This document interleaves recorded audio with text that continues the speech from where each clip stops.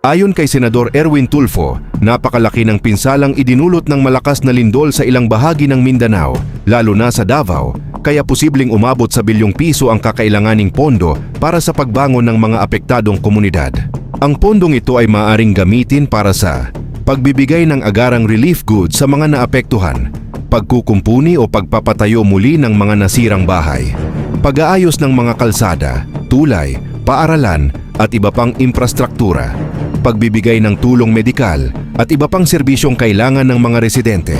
Ang pondong ito ay maaaring gamitin para sa pagbibigay ng agarang relief goods sa mga naapektuhan, pagkukumpuni o pagpapatayo muli ng mga nasirang bahay, pag-aayos ng mga kalsada, tulay, paaralan at iba pang infrastruktura, pagbibigay ng tulong medikal at iba pang serbisyong kailangan ng mga residente. Nanawagan din si Tulfo sa gobyerno at mga mambabatas na magtulungan upang mabilis na maaprubahan at mailabas ang kinakailangang pondo para sa rehabilitasyon at recovery efforts. Samantala, magsasagawa rin ng assessment ang mga kinauukulang ahensya upang matukoy ang tunay na lawak ng pinsala at kung gaano kalaking tulong ang kinakailangan ng mga naapektuhang lugar.